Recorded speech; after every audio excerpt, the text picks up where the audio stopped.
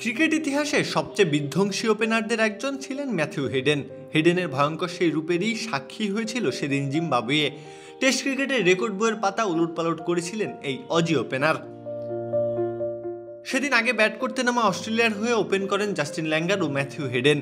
পার্থে সেদিন জিম্বাবুয়ের বিপক্ষে নিজের ক্যারিয়ার সেরা ইনিংসটাই খেলতে নেমেছিলেন হেডেন। মোটামুটি সবার সাথেই সেদিন দারুণ সব জুটি করেছিলেন এই ওপেনার। সহজভাবে বললে জিম্বাবুয়ে বোলারদের সেদিন একাই তুলোধুনো করেছিলেন হেডেন। সেদিন হেডেন উলটপালট করেছিলেন ক্রিকেট বইয়ের পাতাও। টেস্ট ক্রিকেটে সর্বোচ্চ রানের রেকর্ড গড়েছিলেন হেডেন। এর আগে টেস্টে সর্বোচ্চ রানের ইনিংস খেলেছিলেন ব্রায়ান লারা। 1994 সালে ইংল্যান্ডের বিপক্ষে খেলেছিলেন 375 রানের ইনিংস। প্রায় 10 বছর পর 2003 সালে লারার সেই রেকর্ড ভাঙেন হেডেন।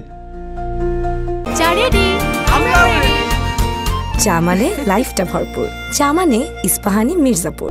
জিম্বাবুয়ের বিপক্ষে সেদিন ঠিক 622 মিনিট ব্যাটিং করেন এই ক্রিকেটার। 437 বল খেলে করেন 380 রান। বিধ্বংসী সেই ইনিংসে ছিল 11টি 6 ও 38টি 4। ব্যাটিং করেছেন 86.95 স্ট্রাইক রেটে। এই সংখ্যাগুলো থেকে বোঝা যায় জিম্বাবুয়ে বোলারদের উপর দিয়ে কি গিয়েছিল সেদিন। তার সেই ইনিংস দিয়ে হেডেন টপকে গিয়েছিলেন 375 রান করা লারা এবং 365 রান করা গ্যারি সোভার্সকে। হেডেনের সাথে সেই দিকে দারুণ এক জুটি করেছিলেন অ্যাডাম গিলক্রিস্ট করেছিলেন 94 বলে 113 রান। হেডেনের এই ইনিংসে ভর করে 735 রানের বিশাল সংগ্রহ দাঁড় করিয়েছিল অস্ট্রেলিয়া। জবাবে ব্যাট করতে নেমে জিম্বাবুয়ে 239 ও 321 রানে অল আউট হয়ে যায়। ফলে ইনিংসও 117 রানের বড় জয় পায় অজিরা। তবে পার্থের সেই টেস্টে সবকিছু ছাপিয়ে খবরের শিরোনাম হয়েছিলেন হেডেন।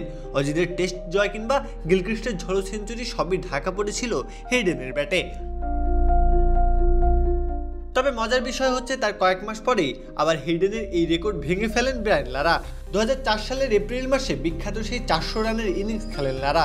এবারও প্রতিপক্ষ সেই ইংল্যান্ডই। লারার 400 রানের অপরাজিত ইনিংসে এখন তালিকায় দ্বিতীয় অবস্থানে হেডেনের সেই ইনিংস। হেডেন জানতেন তার রেকর্ড বেশি দিন টিকবে না। বলেছিলেন, জিম্বাবুয়ের বিপক্ষে ব্রায়ান লারার রেকর্ড ভাঙাটা আমার ক্রিকেট ক্যারিয়ারের অন্যতম স্মরণীয় স্মৃতি।